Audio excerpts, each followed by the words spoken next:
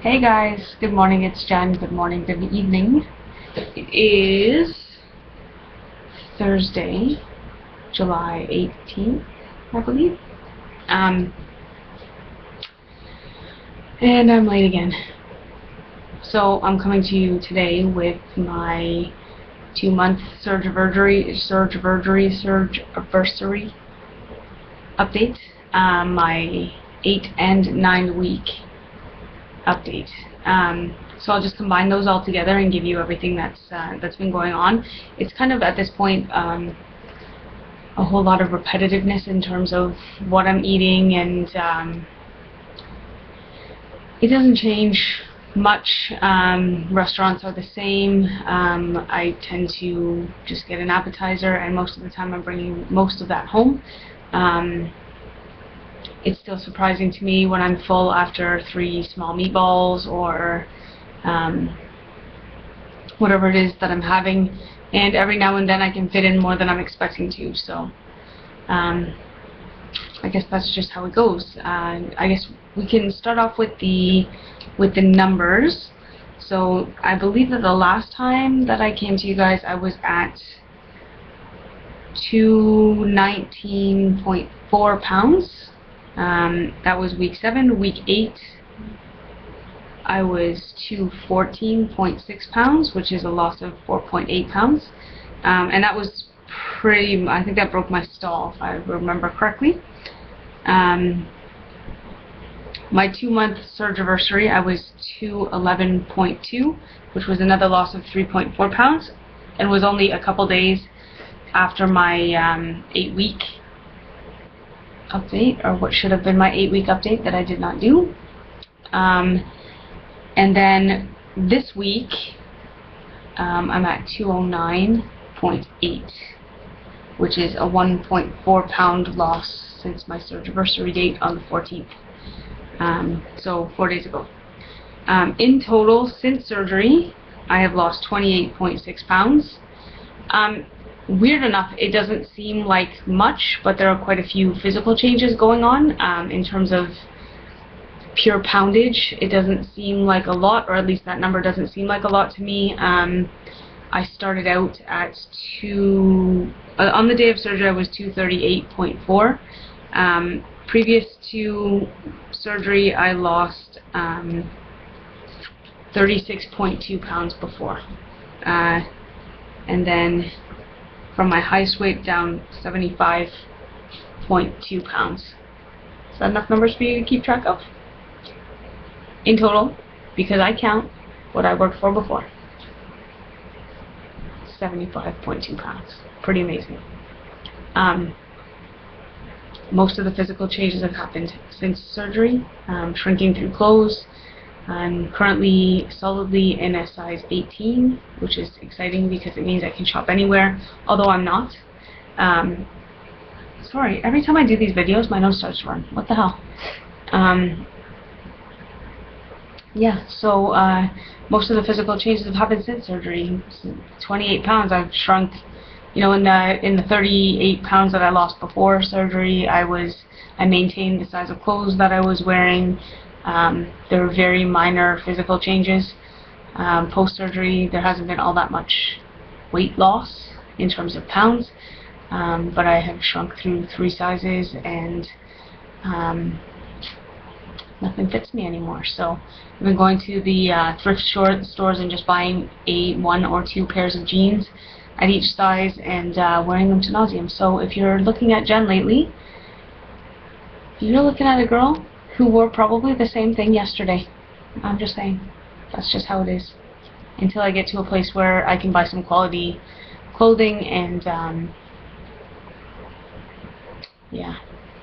So in the meantime, what you see is what you get. I've had a bunch of NSVs that are exciting. A big one today. I'm going to do a separate video for it. It'll be very, very short, but I need to show. So stay tuned for that one. I did successfully cross my legs without even thinking about it. It just sort of happened. I was at one of my mother's appointments for her surgery, and I was talking to someone, and whoop, there it just happened. I just kind of turned in that direction, threw one leg over the other, which is something I've never been able to do. I can't stay in that position for long because it's not exactly comfortable yet, but it's possible. I'm just saying it's possible. So that's pretty cool. NSBs. Shaving my legs is different now.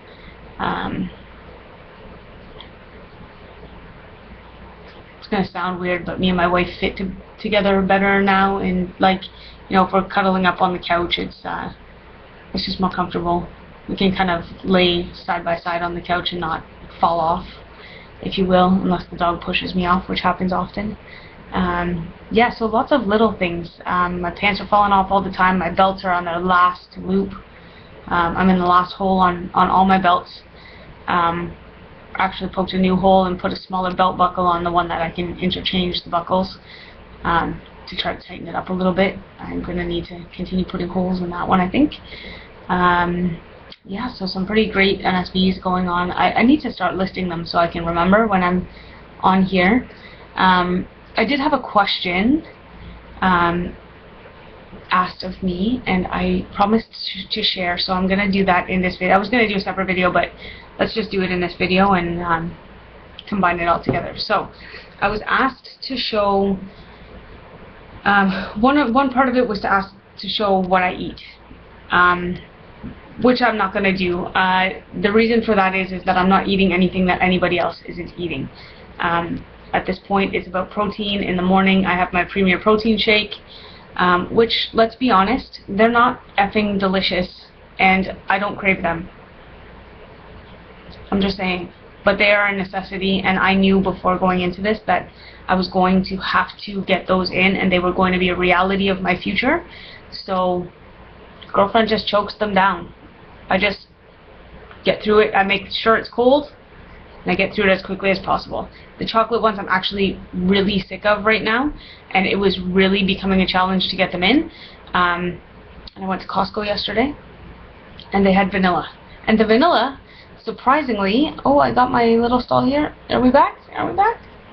We're back, I think. They had vanilla, and the vanilla tastes to me like it has some coconut in it, which is odd, but surprisingly delicious because I'm not a huge vanilla fan. Don't get me wrong, I like vanilla yogurt and vanilla ice cream, but you know, in terms of protein shakes, vanilla has never been my favorite choice. I always went with chocolate, but the vanilla is refreshing and new, and I like it, so that's how it's going to be for now. So we could talk about food all day. I'm eating the same things everybody else is. The taco cupcakes, those wonton things, they're perfect and delicious, and I love them. They're a perfect half-cup portion. I don't feel full. I'm just satisfied with those. I don't need any more. I don't need any less, and it's great. So I do eat a lot of that. I tend to eat in restaurants probably way too often. I just try to make the best decision and plan ahead. And I share. So my wife will get something, and usually I just have a couple bites off of her plate, or we share an appetizer, and the appetizer, or the part that I'm sharing of the appetizer, is my meal. So I can talk about specifics in another video if it's important to people and you want to know, but outside of that, it's kind of boring. So what is important for me to share, what I feel is important for me to share, is quantity size. The easiest way for people to get sick, to overeat, to eat too fast, blah blah blah, I think has to do with the quantity in which you're eating. My eyeballs to this day, these guys right here, are lying MFers. These guys lie to me every time I'm looking at something yummy and delicious. See them? They're fucking liars. So, having said that, my eyeballs tell me that I can fit more in my stomach than I can. That has always been the case. Before surgery, after surgery, either way they lie to me. Intellectually, I know I can fit uno wonton. Whether it be Philly cheesesteak, taco, whatever it is that I put in the wonton, I can fit one. My brain knows that. My eyeballs tell me I can fit 2. And I have to fight with my eyeballs. Because I know I can only fit 1, but they tell me I can fit 2. Not here nor there. The way that I alleviate the desire to overeat or to eat too much is with my portion sizes. So I eat off of exclusively 2 things in my house that I eat from. Now I'm about to show you. And then I'm going to show you a comparison of what I eat off of and a dinner plate. Okay? This is my recommendation to everyone. Pre-uppers, buy this first item. You will not regret it and you will thank me. They're cheap, they work, and they're wonderful. It's right here. It's made by, is that upside down? Okay, it's made by Glade. These are Ziploc containers. They're disposable, although don't dispose of them. They're reusable. Why would you dispose? These things are 1/2 cup portion sizes. So everything that I make, I portion size out into one of these. Not just one, multiple. So if I make chili, I put them in these. If I make anything, chicken, it goes in here. Meatballs, I put meatballs and veggies in here. Because I can fit in a 1/2 cup. My tummy likes a 1/2 cup. Doesn't make me sick. Doesn't make me overeat. This is the perfect size. So these things, invaluable. You can get them for like, I don't know, on sale for like $2. And I think they're 6 in a container or in a package or whatever. I use these every single day. If I'm not eating out of this, I'm eating off of this. So I'm going to back up. It is approximately the size of my hand. I don't fill it. I fill the center portion here. This, when I'm eating a meal, helps me feel like I am eating a plate of food because my food fits the plate. If I get a dinner plate, my eyes and my brain cannot focus on the fact that I'm eating enough if I'm eating a dinner plate. I'm going to show you the difference between the size of this and a regular dinner plate. Which, by the way, before surgery I had no problem eating, well, I did. These big dinner plates I rarely ate off of, but I'm just saying that portion size wise, it wouldn't have been totally uncommon of me to have something off of them. So, here's the one I eat off of. Here's a dinner plate. See the difference? Edge to edge, that's the difference. So, my advice to anyone that is going through the surgery is to purchase, find, don't, you know, I've seen people buy a shitload of crap before surgery. Don't. You need 1/2 cup container size something to eat your food out of, because this is what you should, R&Y people, this is what you should be eating. I think sleeve, very similar, especially right out of surgery. So this is a way that you're not going to stretch your pouch, you're not going to make yourself sick, you're not going to overdo it, you're not going to be in pain, and you're not going to cry and complain and whine because you overate and it hurts. 1/2 cup, perfect portion size in here. If it fits in here, it fits in there. Just saying. This also carries a 1/2 cup. So it is very small. I showed you the difference between the two. Look for a small or a few small plates that are the right size for your tummy. If you can't find anything that's, you know, you can kind of call your own. These ones in my house, these are mine. I've got, I don't know, I think maybe 4 or 5 of them. These are mine. Nobody else eats off of them, they're mine. If you can't do that, the small toast plates, that, you know, if you buy a set of plates, they've got the big dinner plates, the smaller medium-sized plates, and then the toast plates pretty close to good size. If you eat off of those, you're pretty safe in that you're not going to overeat too much. That's my advice today for that. That's my 2-month surgerversary, Jen's advice to everyone out there. that are coming behind me, and anybody who, you know, wants to kind of go back to basics. Start eating your food out of a half-cup container.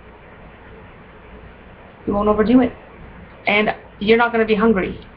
I find that if I eat my half-cup container, I'm not hungry anymore. I'm not necessarily full. I don't necessarily feel full, but I don't feel hungry anymore. And I believe, for me, that's the goal.